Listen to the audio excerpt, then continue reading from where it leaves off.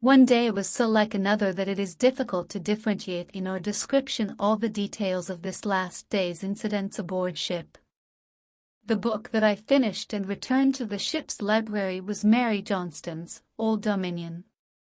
While peacefully reading the tales of adventure and accounts of extraordinary escapes therein, how little I thought that in the next few hours I should be a witness and a party to a scene to which this book could furnish no counterpart, and that my own preservation from a watery grave would afford a remarkable illustration of how ofttimes truth is stranger than fiction. During this day I saw much of Moore and Moore's Isidor Straus. In fact, from the very beginning to the end of our trip on the Titanic, we had been together several times each day. I was with them on the deck the day we left Southampton and witnessed the ominous accident to the American liner, New York, lying at her pier, when the displacement of water by the movement of our gigantic ship caused a suction which pulled the smaller ship from her moorings and nearly caused, a collision. At the time of this, Strauss was telling me that it seemed only a few years back that he had taken passage on this same ship, the New York, on her maiden trip, and when she was spoken of as the last word in shipbuilding. He then called the attention of his wife and myself to the progress that had since been made, by comparison of the two ships then lying side by side. During our daily talks thereafter, he related much of special interest concerning incidents in his remarkable career, beginning with his early manhood in Georgia when, with the Confederate government commissioners, as an agent for the purchase of supplies, he ran the blockade of Europe. His friendship with President Cleveland, and how the latter had honored him, were among the topics of daily conversation that interested me most. On this Sunday, or last day aboard ship, he finished the reading of a book I had loaned him, in which he expressed intense interest. This book was The Truth About CHICKAMAUGA, of which I am the author, and it was to gain a much-needed rest after 7 years of work therein, and in order to get it off my mind, that I had taken this trip across the ocean and back. As a counter-irritant, my experience was a dose which was highly efficacious. I recall how Moore and Merce Strauss were particularly happy about noontime on this same day in anticipation of communicating by wireless telegraphy with their son and his wife on their way to Europe on board the passing ship America. Some time before 6 o'clock, full of contentment, they told me of the message of greeting received in reply. This last goodbye to their loved ones must have been a consoling thought when the end came a few hours thereafter. That night after dinner, with my table companions, Messrs. James Clinch Smith and Edward A. Kent, according to usual custom, we adjourned to the Palm Room, with many others, for the usual coffee at individual tables where we listened to the always delightful music of the Titanic's band. On these occasions, full dress was always in vogue, and it was a subject both of observation and admiration, that there were so many beautiful women, then especially in evidence, aboard the ship. I invariably circulated around during these delightful evenings, chatting with those I knew, and with those whose acquaintance I had made during the voyage.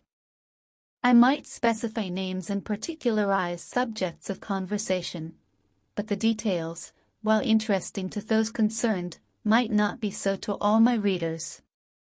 The recollections of Agdui, those with whom I was thus closely associated in this disaster, including those who suffered the death from which I escaped and those who survived with me, will be a treasured memory and bond of union until my dying day. From the Palm Room, the men of my coterie would always go to the smoking room, and almost every evening join in conversation with some of the well-known men whom we met there, including within my own recollections Major Archibald, President Taft's military aide, discussing politics, Clarence Moore, of Washington, D.A.K. relating his venturesome trip some years ago through the West Virginia woods and mountains, helping a newspaper reporter in obtaining an interview with the outlaw, Captain Nance. Half-failed, Frank de Millet, the well-known artist, planning a journey west, Arthur Rierson, and others. During these evenings I also conversed with John Thayer, second vice president of the Pennsylvania Railroad, and with George Widener, a son of the Philadelphia streetcar magnate, P. Widener. My stay in the smoking room on this particular evening for the first time was short, and I retired early with my cabin steward Cullen's promise to awaken me betimes next morning to get ready for the engagements I had made before, at Dean, breakfast for the game of racquets, work in the gymnasium, and the swim that was to follow. I cannot regard it as a mere coincidence that on this particular Sunday night I was thus prompted to retire early for nearly 3 hours of invigorating sleep, whereas an accident occurring at midnight of any of the 4 preceding days would have found me mentally and physically tired.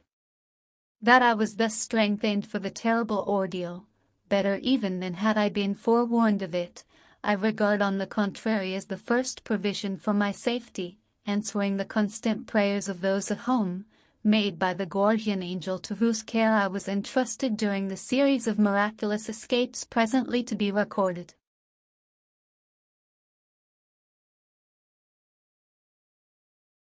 My stateroom was an outside one on deck on the starboard quarter, somewhat abaft amidships.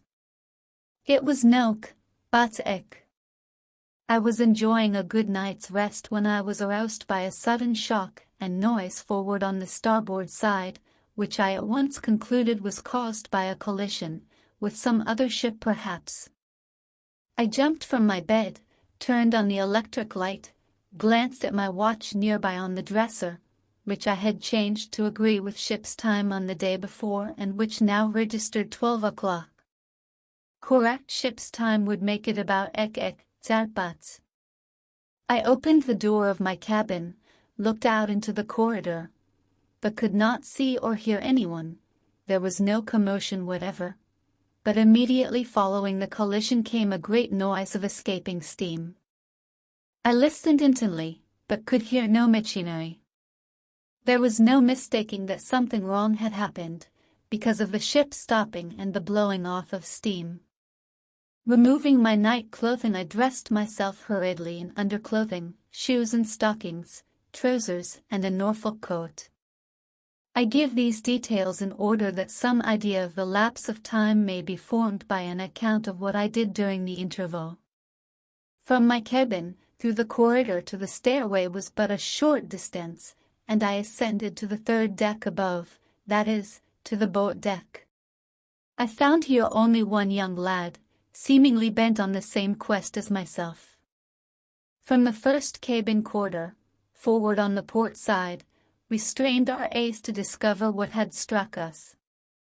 From vantage points where the view was not obstructed by the lifeboats on this deck I sought the object, but in vain, though I swept the horizon near and far and discovered nothing. It was a beautiful night, cloudless, and the stars shining brightly. The atmosphere was quite cold, but no ice or iceberg was in sight. If another ship had struck us, there was no trace of it, and it did not yet occur to me that it was an iceberg with which we had collided. Not satisfied with a partial investigation, I made a complete tour of the deck, searching every point of the compass with my ease. Going toward the stern, I vaulted over the iron gate and fence that divide the first and second cabin passengers. I disregarded the not allowed notice. I looked about me towards the officers' quarters in expectation of being challenged for non-observance of rules. In view of the collision, I had expected to see some of the ship's officers on the boat deck, but there was no sign of an officer anywhere, and no one from whom to obtain any information about what had happened. Making my tour of the boat deck, the only other beings I saw were a middle-aged couple of the second cabin promenading unconcernedly, arm in arm, forward on the starboard quarter, against the wind, the man in a grey overcoat and outing cap,